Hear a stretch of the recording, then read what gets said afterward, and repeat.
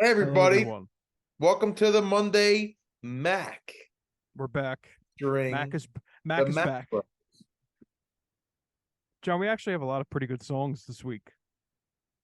Is that what you thought? There's a couple that I actually really liked. Yeah, you might be surprised, but there's a few I thought were pretty good. Okay. All right, well, let's get right into it. Before we actually get right into it, Drinking and Work is out everywhere. It is. Not only is Drinking and Work out everywhere, but our podcast and this review show, the Monday Mack, is streaming everywhere that you can listen to podcasts besides Apple because I don't know what they're doing. But They're slow. we submitted to it. So eventually, hopefully it'll be there. But go on Spotify, listen to the Mack Brothers. Yes, Uh, check us out. listen to our music and our podcasts. Matthew, start off the first song. Well, John, as you know, now that I'm living in North Carolina, if anyone on our social media saw, there's country music's really popular down here. So it's only fitting that we start this week off by reviewing Let It Be by Dolly Parton and Paul McCartney. And I actually think Ringo Starr was on the song too. Yeah. Um, I'll start us off. Um, I think this would have been a lot worse if Paul and Ringo weren't involved.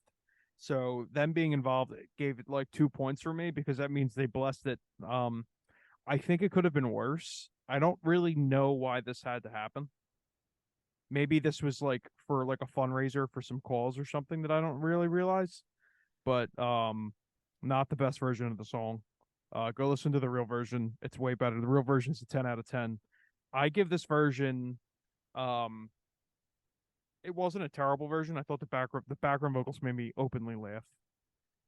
Some of them. The ones that were clearly not Paul made me fucking crack up. It should have been a duet at best. Maybe get like a third dude in to recreate the real harmonies, but um I give this a 6 out of 10. It's just it's a great song in and of itself. Uh and I think it could have been a lot worse. Um well, I didn't write any notes, so I'm All gonna right. So, give it a 5. I'll give it a 5 out of 10. I think it was just completely even because the actual song itself is great, and I listened to it objectively. Like this is the only time I've ever heard this song. Um, but if this is how this song originally came out, I wouldn't listen to it again. so this kind of struck me the same way some of the U2 revised versions did, where it was Oh, okay. such a joke. Yeah, At the end, it was like Paul and Dolly were having a contest. Who can say "Let it be" last? yeah. Who will have the last word? It was Paul. I guess he did write it, so he deserves it. But I mean, it was just so ridiculous. It would have been. I wouldn't have minded it if it happened again, like the same thing with the U2 things. If it Yeah. happened just on a one-off live thing, they were celebrating something, and it's like, oh my God, Paul McCartney came out with Dolly Parton. What a fucking cool thing that happened on this random show. That would have Yeah. been fine. And I probably still would have I would have just been like, oh, that's cool that they did that. I wouldn't even have gave it a rating. But this is slop. This wasn't good to me. This really What are you like giving it? Like a 3 out of 10? like three and a half because the song. I mean, of course, Let It Be the real version's incredible, but like the guitar solo came out like, and I was just like, who the fuck is playing this? It, Yeah, yeah. like this everything about it was like it was just so far from it You was thought such about a this a lot more weird than me. I just listened to it and was like, oh, this is just a cute little thing that they did, and I just moved it's on. such a weird uh like different universe version of it that I was just like, I don't want no parts of this. So three and a half because the song is obviously monumental, but they just weirdly made it bad.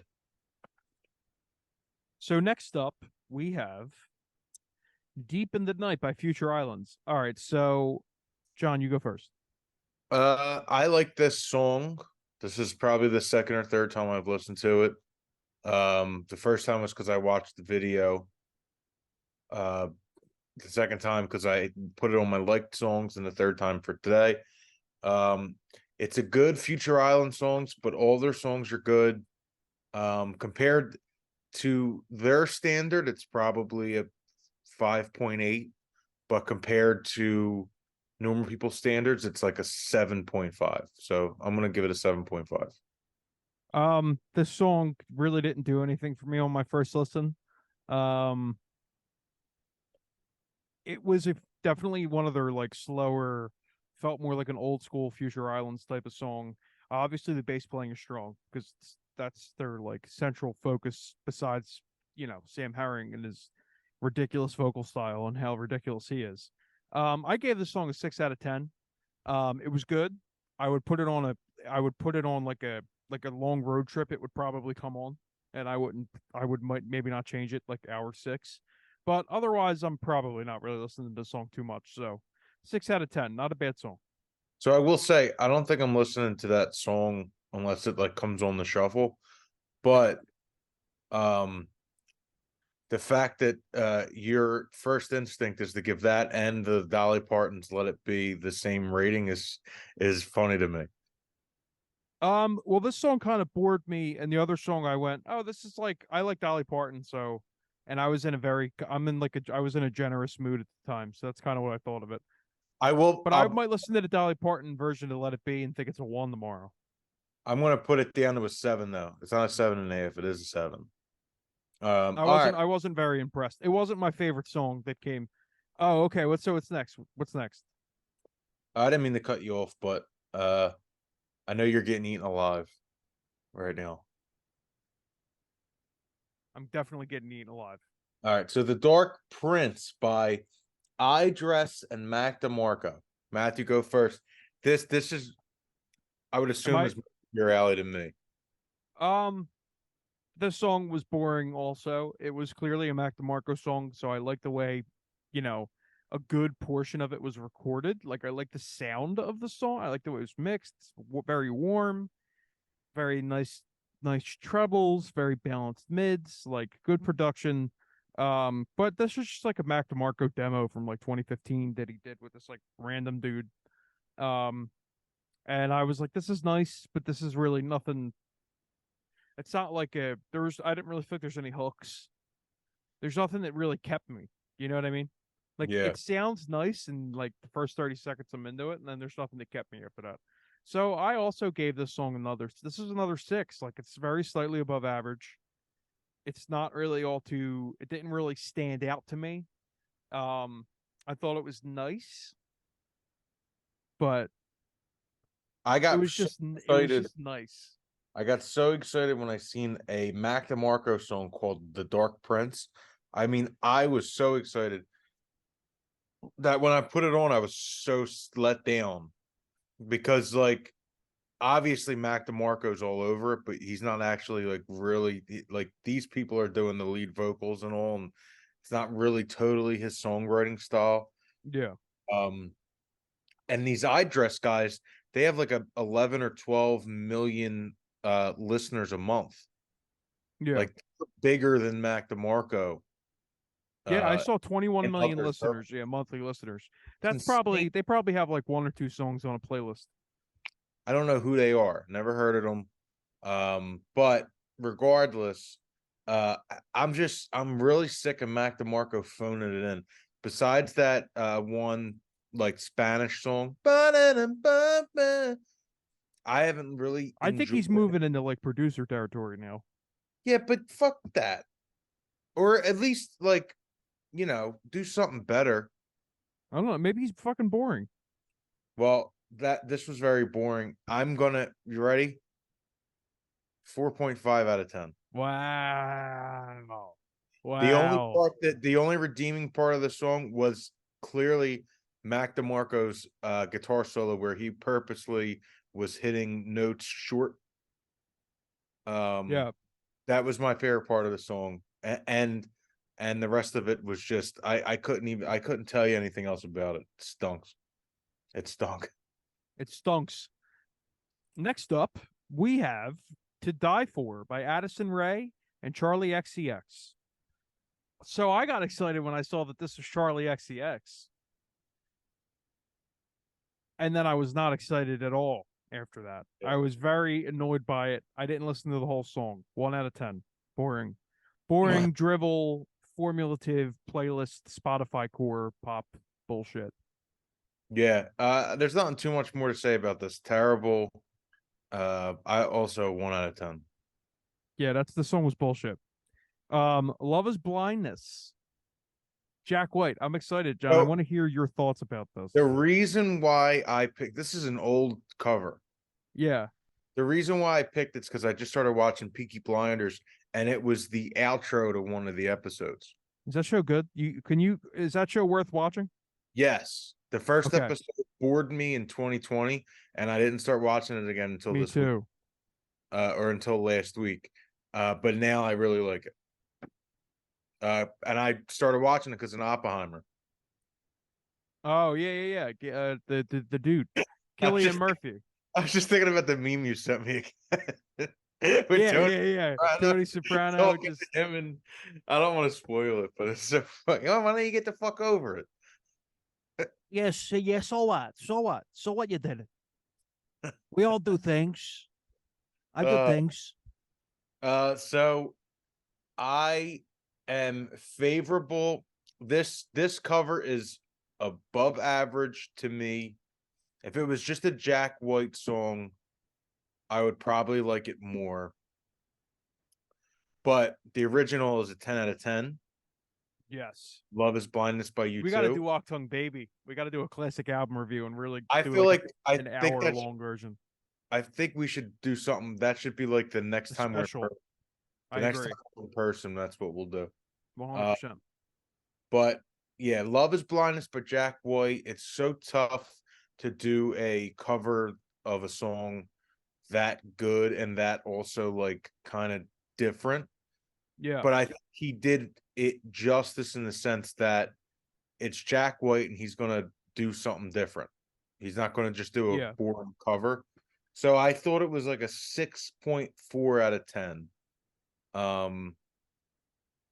It's above average. It's a good Jack White song, and it's not even close to the original. But John, I like your haircut.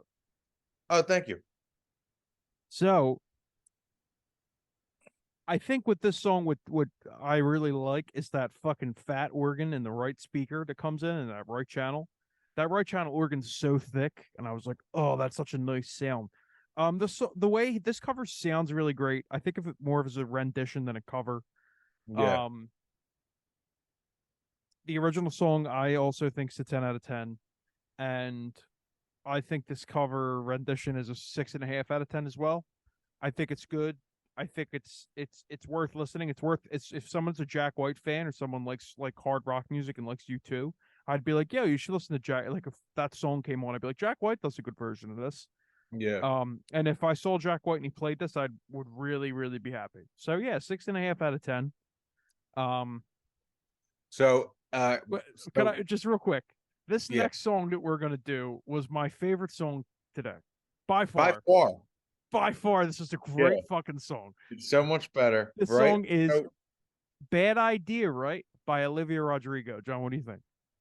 All right. So first off, the guitar solo and every Jack White guitar solo is the reason why Bad Idea popped in my head, because I think it came out a little bit ago. We just never reviewed it.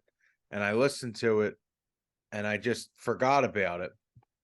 But the guitar solo in this is a Jack White guitar solo.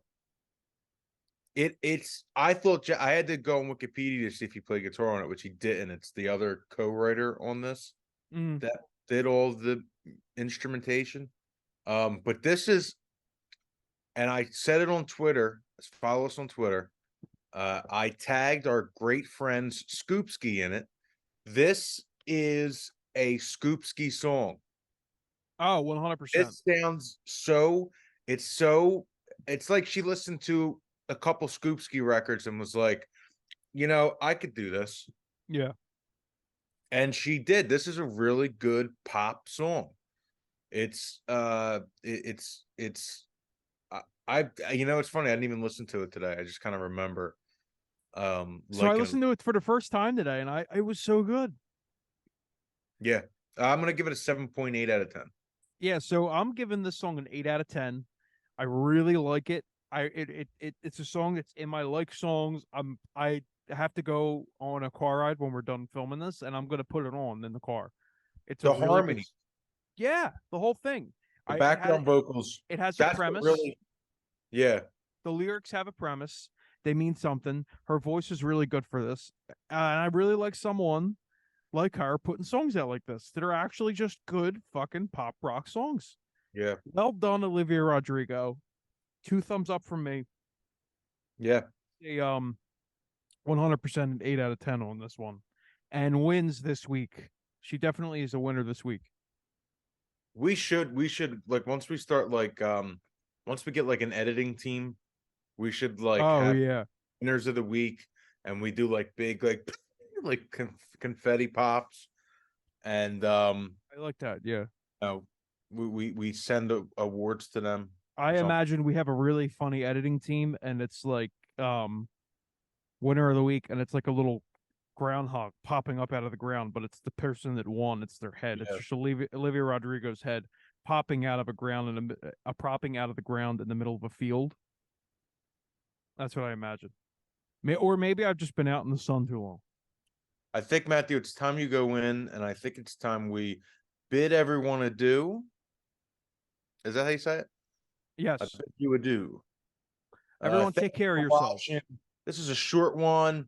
Take care of yourselves. Oh, and we'll be back on Wednesday with the podcast. And stay tuned because we have news coming too. We have some big major news coming. I already announced it. I didn't say the name of anything, but I did announce the date on Instagram. So you said we have big news coming on a certain day, but you didn't say what it was. I think did I say big news or did I say something else?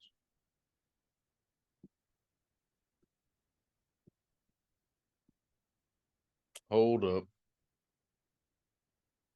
Sometimes you just gotta have the silence be. Yeah, I got it right here.